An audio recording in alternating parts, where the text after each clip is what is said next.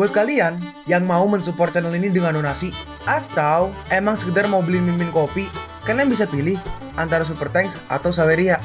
Gue sih nggak masalah kalian pilih yang mana. Cuma kalau bisa, lewat Saweria aja. Soalnya kalau YouTube, potongannya gede, 30%. Kalau Saweria, cuma 5%. Untuk link Saweria, kalian bisa klik aja di atas kanan nih. Atau bisa cek di kolom deskripsi. Tapi kalau mau support, nggak harus donasi kok. Dengan kalian nonton sampai habis, dan memberikan like pada video ini, itu udah ngebantu banget buat support channel ini. Oh iya, kalian juga bisa join nih ke grup Telegram komunitas cerita manhwa yang baru. Untuk linknya, gue tampilin di layar ya. Tapi kalau malas ngetik, cek aja kolom deskripsi. Di sana, kalian bisa sharing nih topik seputar manhwa dan kawan-kawan, dan juga ketemu teman baru. Kalau mau info terbaru dari Mimin, misalnya upload kapan atau misalnya ada telat upload, Mimin pasti akan langsung infokan di Telegram. Makanya, jangan lupa join ya. Gak perlu berlama-lama lagi, kita mulai aja ceritanya. Halo guys, Sabik di sini, dan sebelum mulai ceritanya, gue mau ngumumin nih kalau Mimin sekarang ngadain giveaway. Mimin mau giveaway satu buah HP baru saat nanti udah menyentuh 50.000 subscriber. Untuk ikut atau berpartisipasi ada beberapa syaratnya nih, tapi simple banget. Syarat dan ketentuannya kalian bisa lihat nih di Instagram Mimin. Instagram Mimin tuh nih, Mimin tulis nih HP Sabik 12, atau kalian bisa lihat aja nih di link di deskripsi, udah Mimin cantumin di bawah. Di Instagram Mimin itu ada postingan dengan logo cerita manhwa. Nah, di sana kalian bisa lihat tuh syarat dan ketentuannya. Gak susah kok, syaratnya simple banget. Gak pakai ribet, gak pakai susah. 2 menit selesai. Pemenangnya akan Mimin umumin saat udah menyentuh 50.000 subscriber. Tunggu apa lagi? Makanya yuk, buruan subscribe biar cepet-cepet giveaway-nya. Nanti bakal ada giveaway terus kok, tenang aja. Oke, segitu aja. Kita lanjut ke ceritanya. Berisik, bunuh mereka semua. Tunggu. Gak mungkin, kau sangat kejam. Kita lihat tuh, orang-orang dari si dewa langsung nih menyerang ke arah geng dari Shurong nih. Astaga, oh tidak, kita dijebak oleh anak itu.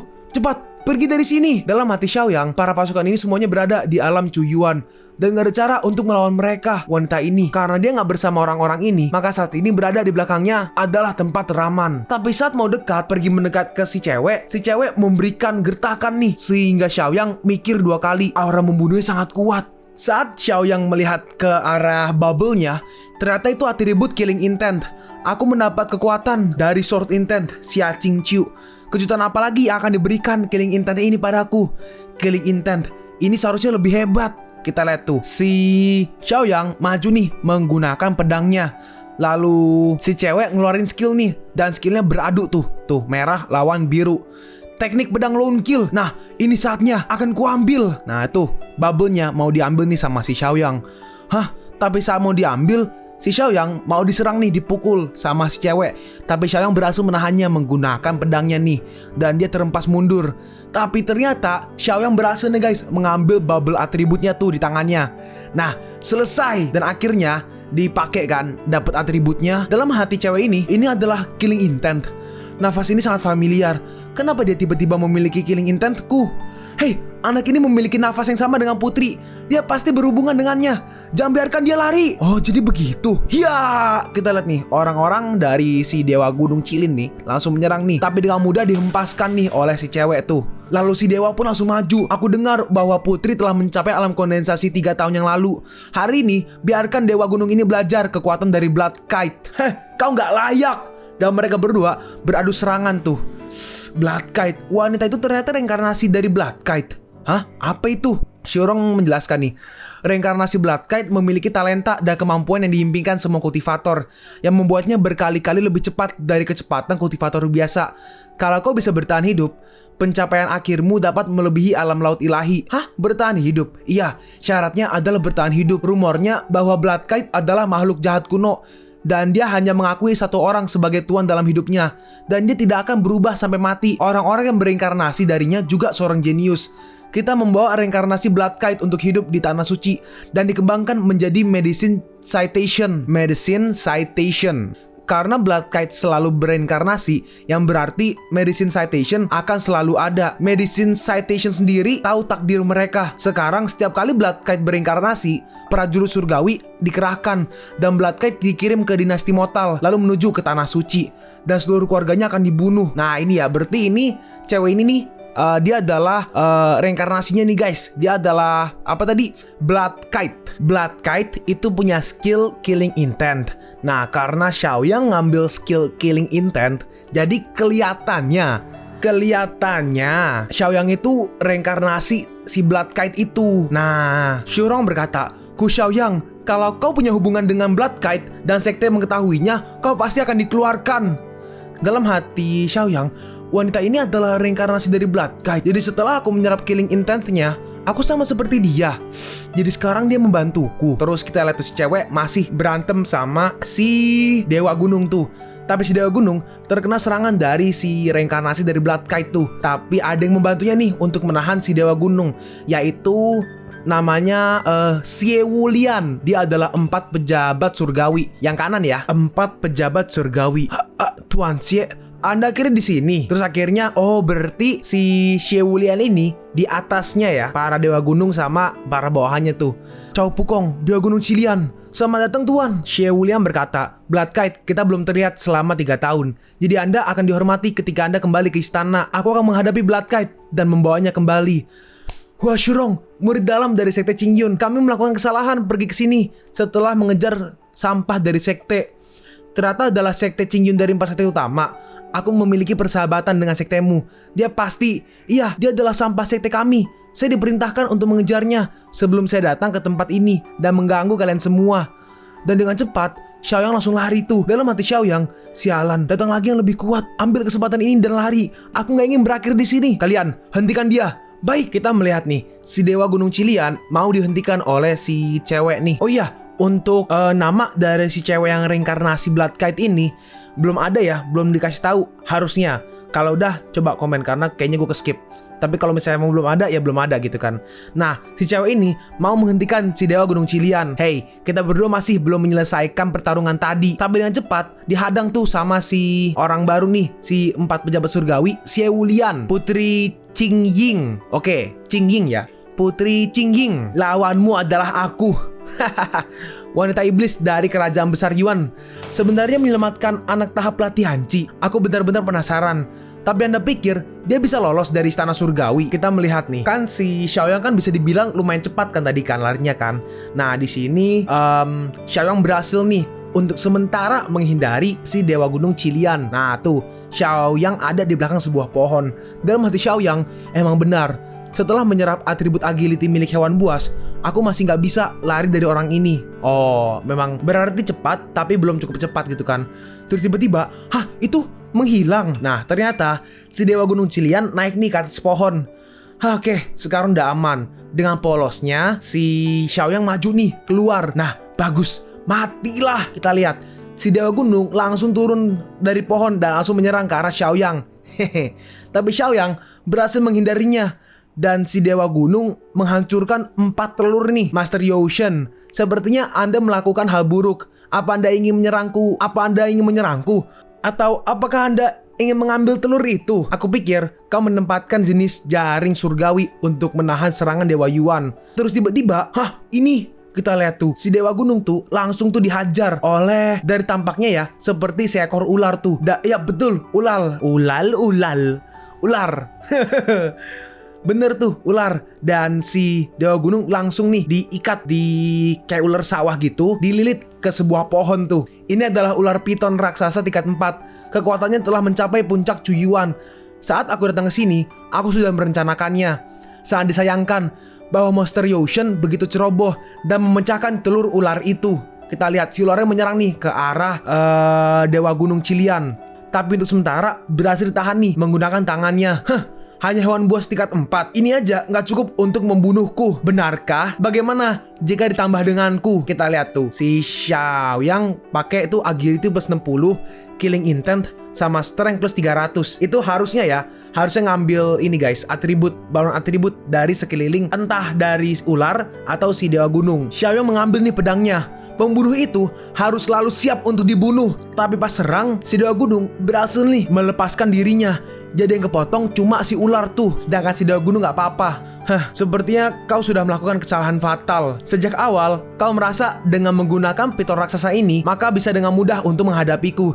Tapi di istana surgawi, untuk menjadi 12 dewa dari kerajaan besar Yuan, salah satu syaratnya yaitu harus berada di alam kondensasi. Lalu tiba-tiba, wush, berhentilah membual. Tiba-tiba dengan cepat, Xiaoyang ada nih di belakang si dewa gunung Qilian dan berhasil menyerangnya. Anda pasti merasakan kalau Anda bergerak lebih lambat dan lebih lambat lagi. Jadi kurasa Anda saat ini gak bisa menghentikanku. Hah, bagaimana mungkin kau ini hanya berada di pelatihan Qi? Karena pedangku dilapisi dengan racun King Cobra. Sebenarnya racun ini akan digunakan untuk Hua Shurong, tapi Anda lebih berbahaya darinya. Dalam hati Xiaoyang, sayang sekali, setelah seseorang melalui alam kondensasi, vitalitasnya akan menjadi sangat tinggi. Dan sayangnya orb vitality tidak akan ada yang keluar dari tubuh orang tersebut. Dewa pengelana dari istana surgawi. Dalam hati Xiaoyang, simpan aja dulu, mungkin suatu saat aku pasti bisa menggunakannya. Lalu tiba-tiba, bos, di sini ada pergerakan. Nah, itu dia, Ku Xiaoyang. Dan mereka melihat nih kalau si dewa gunung tadi kalah. Terus ada juga nih Piton yang mati dibunuh tadi tuh. Master Yushen mati. Dunia ini sempit sekali, bisa ketemu kalian lagi. Mustahil, bahkan aku yang berada di tahap tengah alam Cuyuan gak bisa mengalahkan Master Yushen. Bagaimana bisa seorang murid luar di alam pelatihan Qi membunuhnya? Dia pasti bertemu hewan bos tingkat 4 dan kemudian kau menyerangnya dari belakang. Mungkin aja, tapi aku membawa hewan buas itu padanya. Cepat, tangkap dia dan serahkan pada pejabat surgawi. Laksanakan. Dan kedua orang tersebut dan bawahan atau teman dari Shurong langsung maju tuh. Dan kita lihat nih, Xiaoyang mengaktifkan skill Matilah kau. Dan Xiaoyang mengalahkan mereka berdua dengan mudah. Bukankah dia hanya pelatihan Qi tingkat 6? Bagaimana bisa dia mengalahkan 2 pelatihan Qi tingkat 8? Aku gak tahu apa alasan kau ingin membunuhku. Hanya karena Xia Qingqiu, kau jauh-jauh ke sini untuk membunuh orang yang belum pernah bertemu dan punya dendam denganmu. Apapun alasannya, salahkan dirimu sendiri karena telah terlalu lemah. Membunuh adalah cara yang paling benar. Dan Shurong pun maju tuh. Dalam hati Xiaoyang, orang ini setidaknya tahap tengah alam Cuyuan. Aku gak cukup kuat untuk pertarungan jangka panjang, dan aku pasti akan kalah. Jadi kau hanya bisa melakukan pertarungan cepat. Cari kesempatan untuk membuat dia marah, kemudian kalahkan dia dengan serangan terkuat. Kau ingin membunuhku? Kita lihat apa kau mampu. Lalu si Shurong maju menyerang, tapi tiba-tiba saat diserang nih, Xiaoyang menghilang. Dalam hati Shurong, bagaimana mungkin kecepatan ini? Setidaknya teknik ini berada di tahap bumi. Xiaoyang membalas, ada apa? Murid dalam yang bermartabat 30 murid teratas nggak bisa mengejar murid luar yang akan dikeluarkan. Dalam hati Xiaoyang, setelah menyerap atribut Piton tingkat 4, sekarang kecepatanku menjadi lebih cepat. Banyak omong, aku akan membuatmu berlutut memohon ampun dalam sekejap. Sama seperti yang aku pikirkan. Dalam hati Xiaoyang, ayo biarkan aku melihat seberapa kuat kekuatan yang sudah aku dapatkan sejauh ini. Kita lihat nih, mereka berdua beradu pedang nih. Dan pedang dari si Shurong akhirnya patah dan dia pun kalah. Dan lehernya pun ditodong pakai pedang oleh Xiaoyang. Xiaoyang berkata, katakan kakak senior Hua, bagaimana rasanya dikalahkan dengan pedang milikku, seorang murid luar? Gak mungkin, kau hanya berada di pelatihan Qi tingkat 6 dan aku tahap tengah alam Cuyuan. Kau gak bisa mengalahkanku dengan satu serangan. Aku gak mengira kau begitu lemah. Dalam hati Xiaoyang, terlalu kuat, benar-benar terlalu kuat. Kombinasi seranganku bisa mengalahkan murid dalam di alam Cuyuan tingkat tengah dalam satu serangan. Meskipun dia meremehkan musuh, dia dikalahkan dengan serangan terkuat yang kugunakan. Tapi kekuatan bisa mengalahkan di atasku. Bahkan aku tidak mempercayainya. Aku ceroboh dan jatuh ke tanganmu.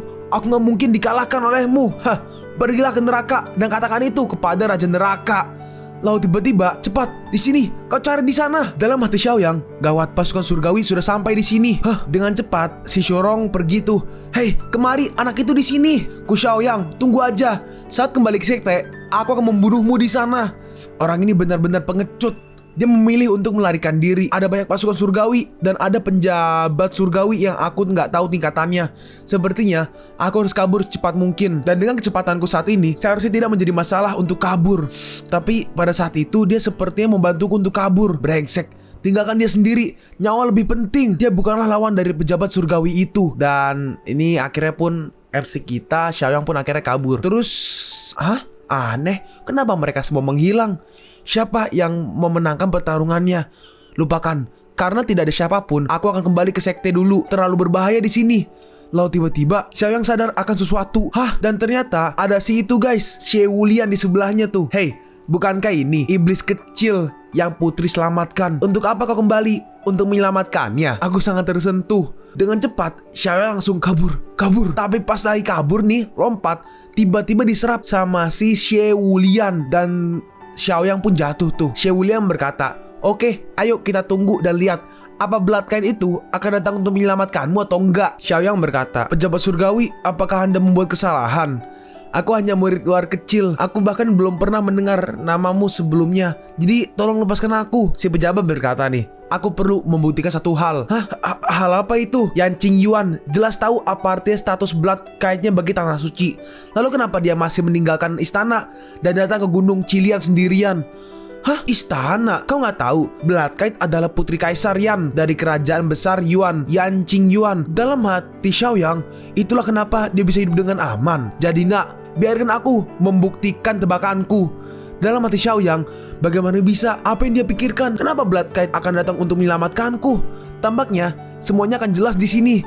Lalu tiba-tiba nih dengan cepat ada si siapa? Putri Qingying. Nah, Qingying langsung maju menahan serangan dari si pejabat tuh, Xie Wulian. Ini? Bukankah putri sudah keluar dari bahaya? Kenapa kembali lagi? Dan sepertinya tebakan orang tua ini benar. Iblis kecil, kau punya berkah yang besar. Orang tua, kau banyak bicara. Kita lihat tuh, Qingying bersiap untuk menyerang. Royal Emperor Dragon Chi dan mereka berdua beradu serangan nih. Tuh. Tapi Xie Wulian dengan mudah menahannya. Royal Emperor Dragon Chi benar-benar mengerikan. Tetapi kalau kau ingin mengalahkanku, Chinagamu masih terlalu lemah. Kita lihat tuh, si pejabat menyerang lagi nih. Dan Qingying mencoba untuk menahannya. Tapi pada akhirnya Qingying pun terpukul mundur karena gak kuat menahan serangan dari si pejabat. Dalam hati Xiaoyang, sialan, apa yang harus aku lakukan? Bahkan Blood Kite bukan lawannya. Lalu tiba-tiba ada nih bola atribut mental ke kaki si Xiaoyang tuh. Ini, Royal Emperor Dragon Chi. Atribut ini seperti sangat kuat. Rasakan ini.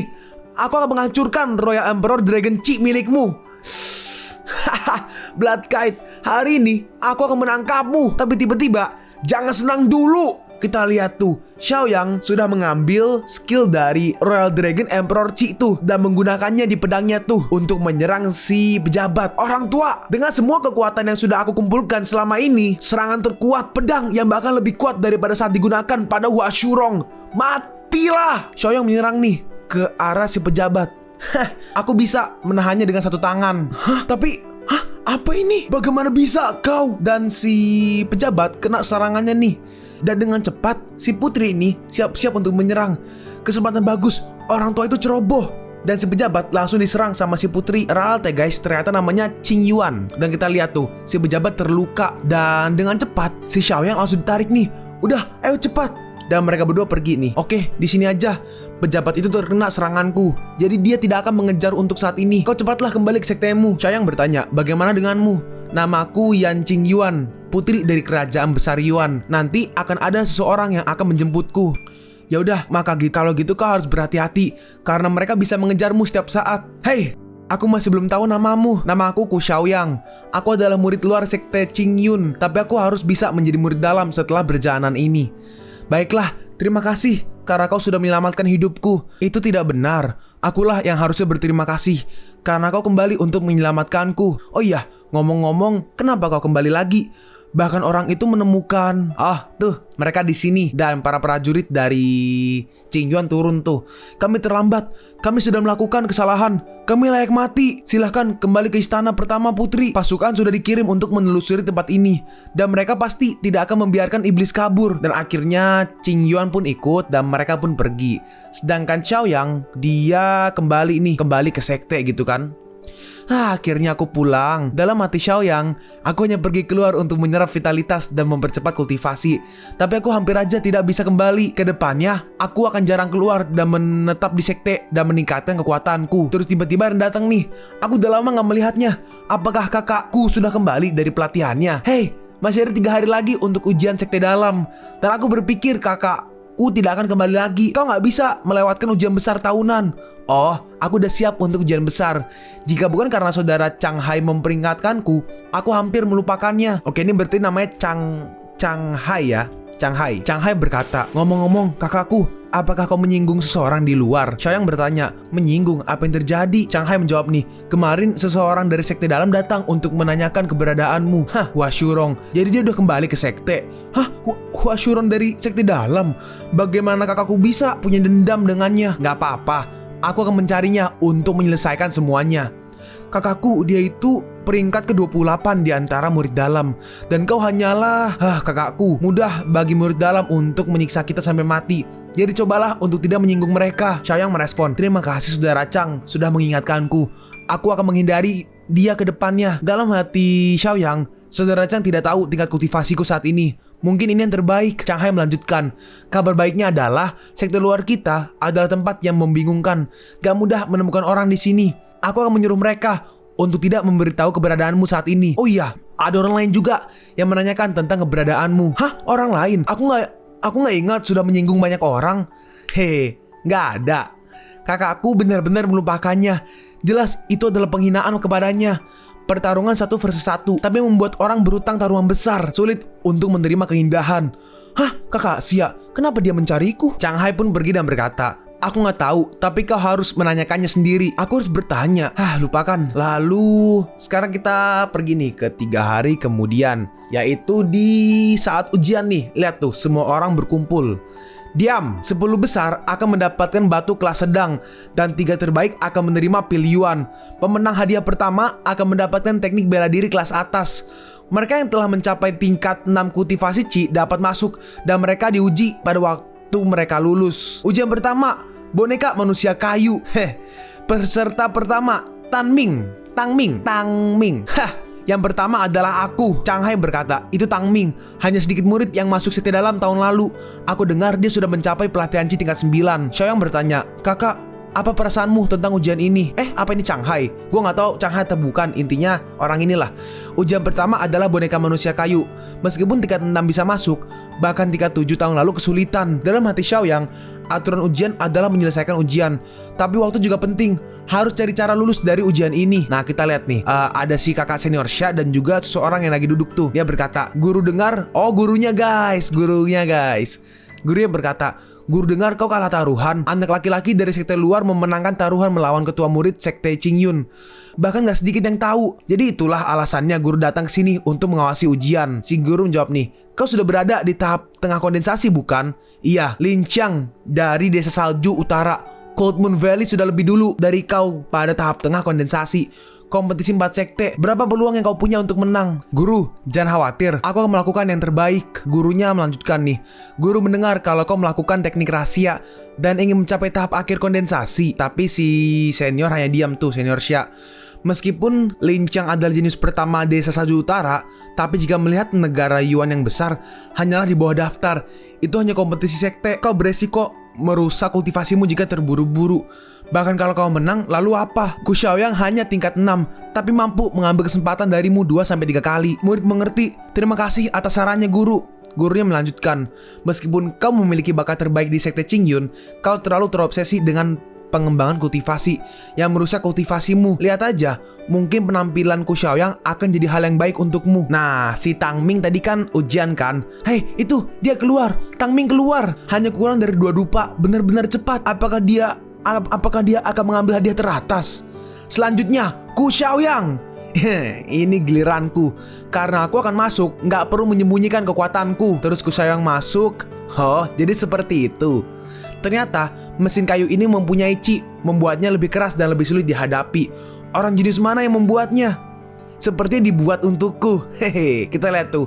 Jadi karena punya Qi, jadi lihat tuh, ada banyak sekali tuh bubble-bubble atribut yang ada tuh di sekelilingnya. Maka aku tidak akan segan-segan diambil tuh satu persatu. Bener aja, setelah aku menyerap Qi dari manusia kayu, kekerasannya menjadi sangat berkurang. Jadi jauh lebih mudah untuk mengatasinya. Jadi mari kita lihat berapa lama aku keluar dari ruangan manusia kayu ini. Dan dengan cepat Xiaoyang menghancurkan semuanya dan langsung keluar tuh. Itu, dia keluar. Gak mungkin, bahkan tidak setengahnya dari dupa dan sudah keluar. Siapa orang ini? Bagaimana bisa dia begitu cepat? Apa dia curang? Kakak Sya, ruangan manusia kayu telah dihancurkan. Hah? Apa yang terjadi? Semua manusia kayu, dia menghancurkannya. Gak ada cara untuk mengikuti ujian lagi. Bagaimana mungkin? Setiap boneka kayu memiliki kekuatan pelatihan Chi tingkat 6. Dan bersama-sama mereka menjadi lebih kuat. Ruangan manusia kayu hanya bisa dilalui oleh seorang jenius karena sangat sulit untuk dihancurkan. Gurunya berkata, ikut aku untuk melihatnya. Dan mereka berdua masuk nih, bertiga sih lebih tepatnya. Ada 3 orang tuh masuk ke dalam ruangan kayunya tuh. Ini jelas bahwa ini dipotong dengan pedang. Sepertinya dia menebas langsung manusia kayu di depannya tanpa menghindar. Siapa yang melakukannya? Ku Xiaoyang. Hah, itu dia. Semua ini, katakan, sihir iblis apa yang kau gunakan untuk memotong semua manusia kayu menjadi potongan-potongan? Kualitas manusia kayu itu sangat tidak bagus, sehingga sangat mudah untuk ditebas. Mustahil, manusia kayu itu sudah diberi vitalitas oleh penatua. Bagaimana cara memotongnya dengan satu tebasan? Si guru berkata, dia tidak berada di pelatihan Chi tingkat 6, tapi dia sudah berada di pelatihan Chi tingkat 9. Apa? Dalam hati kakak senior Sya, bagaimana bisa? Jelas aku menguji dia sendiri bulan lalu. Hei tuh, tiba-tiba naik dari tingkat 6 ke tingkat 9 dalam sebulan. Dia adalah monster. Kakak Sya yang dikenal sebagai jenius yang muncul dalam ratusan tahun, dia membutuhkan hampir 2 tahun untuk naik dari tingkat 6 ke tingkat 9. Iya, 1 bulan ini adalah sebuah keajaiban bukan?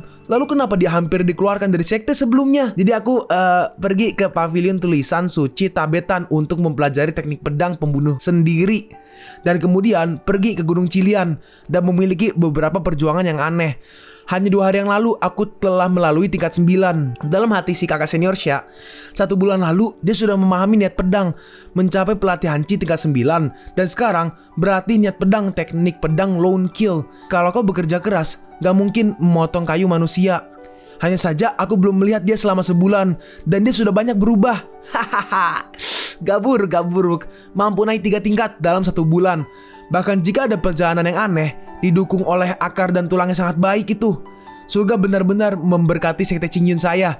Jenius tertinggi lainnya telah muncul. Tetap melakukan yang terbaik di sesi kompetisi berikutnya juga. Terima kasih Penatua Lin. Saya akan melakukan yang terbaik. Oke, Penatua Lin namanya ya. Penatua Lin berkata, biarkan semua orang pergi ke tempat kedua untuk melanjutkan ujian. Baik, dalam hati Tang Ming, dia berbeda dari informasi yang kudapatkan. Anak ini juga telah mencapai pelatihan Chi tingkat 9. Tapi aku punya obat rahasia dari Hua Shurong, jadi aku bisa membunuhnya. Hanya jika kau mati, aku akan mendapatkan perlindungan Hua Shurong saat aku memasuki sekte dalam. Tong, ini hari berikutnya ya guys. Di hari ujian juga nih. Orang yang di dalam arena berkata di atas arena, mereka yang lolos pada ujian pertama akan bersaing untuk 10 terbaik di 8 arena ini. Dalam beberapa hari berikutnya, ronde kedua sesi kompetisi dimulai. Kakakku, berbelas kasihlah. Dalam hati kakak senior Sya, tampaknya hasil tempat manusia kayu telah mengejutkan semua orang. Aku ingin tahu apakah dia juga bisa melakukan dalam sesi kompetisi. Saudara, bersiaplah. Kita lihat nih, Xiaoyang langsung maju nih, dan dengan cepat muncul tuh di belakangnya dan langsung menodongkan pedang. Ciluk, bah. Aku kalah. Ku Xiaoyang menang. Berikutnya, Ku Xiaoyang menang. Ku Xiaoyang menang. Ku Xiaoyang menang. Beberapa ronde terus-terusan menang gitu kan. Ku Xiaoyang. Ku Xiaoyang. Gak buruk. Anak ini pada dasarnya tidak memiliki lawan lagi di sekte luar. Ketika dia masuk sekte dalam, dia harus menemukan guru untuknya. Nah, sekarang saatnya nih, Ku Xiaoyang versus Tang Ming. Senior Sya berkata, berikutnya adalah babak final, pertarungan untuk tempat teratas. Ku Xiaoyang versus Tang Ming gitu kan. Ku Xiaoyang pasti menang. Ku Xiaoyang pasti menang. Ku Xiaoyang, aku gak mengira kau bisa sampai ke final. Hanya keberuntungan, kakak senior Tang layak menjadi nomor 1 di sekte luar, tapi juga mudah dihancurkan pada akhirnya. Tang Ming membalas, posisi pertama ini, aku tidak akan menyerahkannya. Awas kau. Nah, akhirnya si Tang Ming pun maju nih untuk menyerang Xiaoyang. Maka aku meminta kakak Tang untuk bimbingannya lebih lanjut. Hei, itu adalah niat pedang. Anak ini bahkan memahami niat pedang. Lihat, itu niat pedang. Dia juga menggunakannya terakhir kali saat berduel dengan kakak senior Sya. Luar biasa. Ini pertama kalinya aku melihatnya. Nah tuh, lihat tuh, pedangnya, niat pedangnya gede banget tuh, yang disiapkan oleh Xiaoyang. Dalam hati Tang Ming, itu niat pedang, kecepatannya bisa lebih cepat dariku. Lalu Xiaoyang melancarkan serangannya tuh. Dan serangan dari Xiaoyang tuh, lihat tuh, garis panjang banget tuh, sampai keluar arena. Dalam hati Tang Ming, sialan, bagaimana bisa jadi seperti ini? Hua Shurong dengan jelas mengatakan kalau dia hanya pelatihan Chi tingkat 6. Kenapa? Kalian pun sampai di penghujung video ini. Kalian mau tahu lanjutan chapter ini? Atau manhwa menarik lainnya? Makanya, jangan lupa subscribe biar kalian gak ketinggalan kalau gue upload video baru. Jangan lupa like, komen, dan share ke teman-teman kalian supaya channel ini bisa lebih berkembang ke depannya. Segitu dulu dari video cerita manhwa. Gua Sabik undur diri. See you on the next video. Jaichen!